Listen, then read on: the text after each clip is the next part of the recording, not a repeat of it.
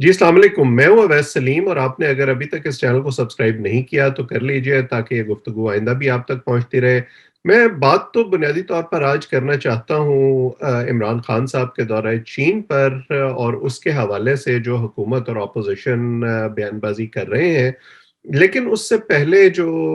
ये एक अफ़सोसनाक खबर आई लता मंगेशकर की वफ़ात की, उस पर बात थोड़ी-सी कर लेते हैं। ज़ाहिर है कि ये मेरे लिए भी उन तमाम मद्दाहों की तरह एक शॉकिंग खबर थी। 92 साल उनकी उम्र थी। ज़ाहिर है हर एक को दुनिया से एक वक़्त जाना है, लेकिन जाना जो है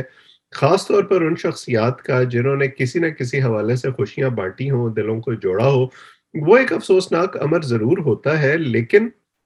जो इस पर ख़ास तौर पर सोशल मीडिया पर एक तर्ज़ अमल देखने में आता है, वो बड़ा अजीब होता है। मैंने एक बड़ा डिटेल्ड वीलॉग किया था उस वक़्त जब ऋषि कपूर की और इरफ़ान खान की वफ़ात हुई थी और हमारे यहाँ यही डिबेट उस वक़्त भी हुई थी कि क्या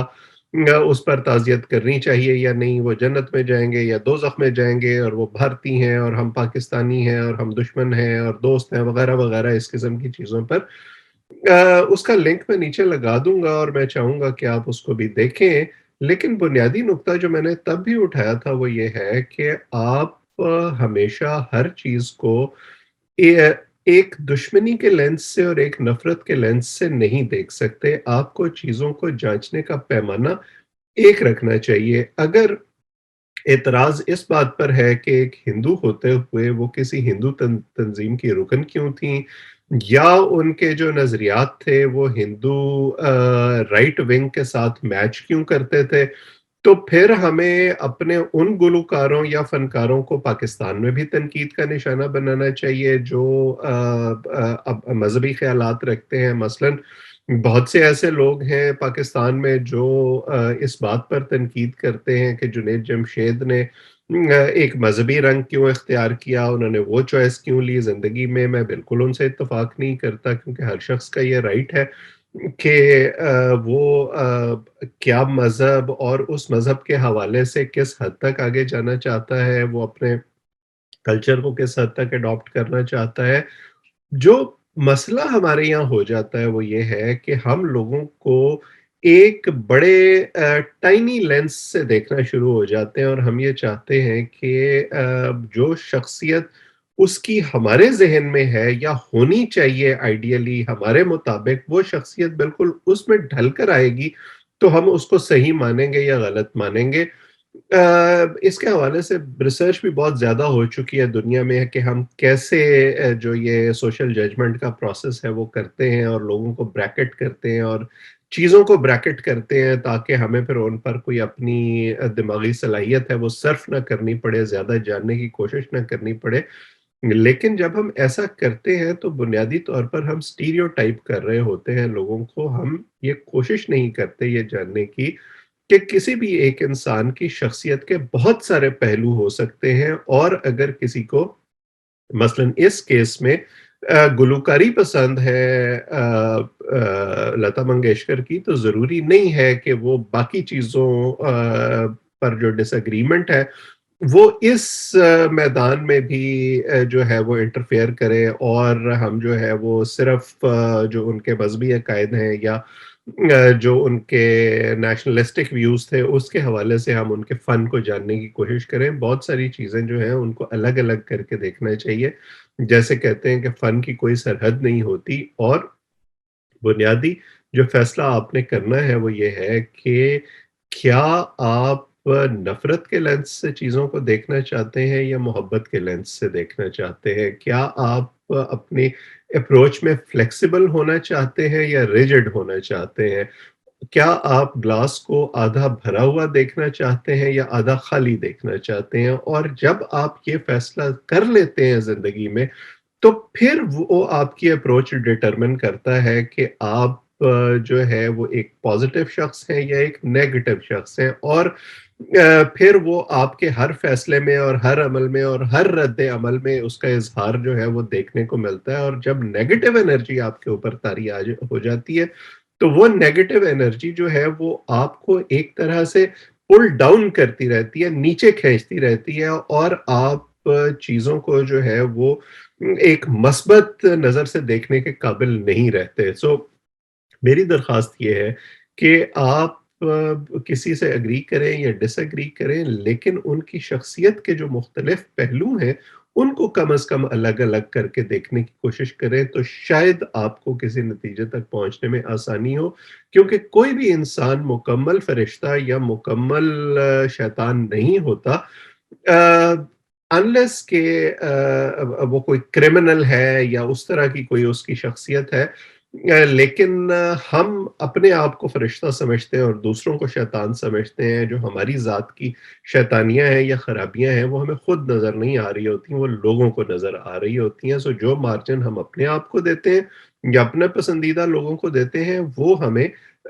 उन लोगों को भी देना चाहिए जिन्हें शायद हम किसी न किसी वजह से नापसंद करते हैं। अब आ जाते हैं इमरान खान साहब के दौरे चीन पर। ये दौरा जो है, ये मेरे ख्याल में तो वैसा ही दौरा था जैसा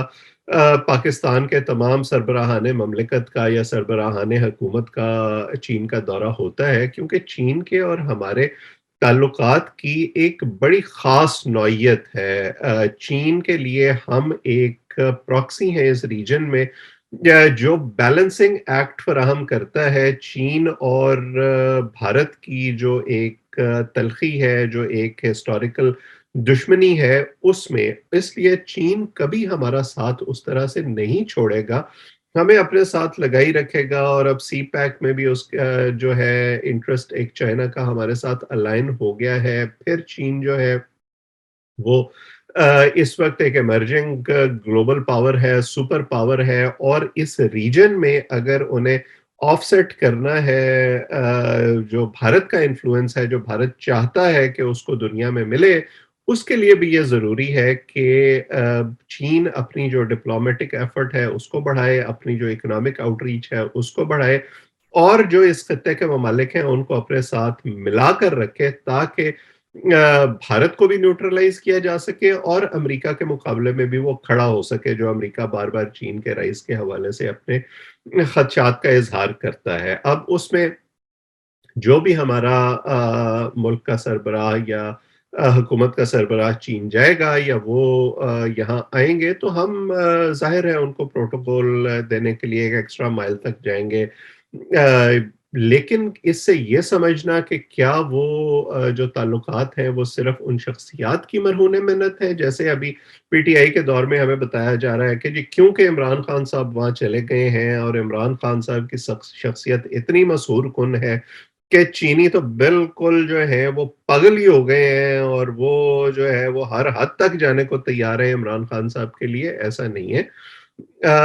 चीनियों का एक बड़ा ख़ास किस्म का मिज़ाज है, वो मईशत के लेंस से चीज़ों को देखते हैं।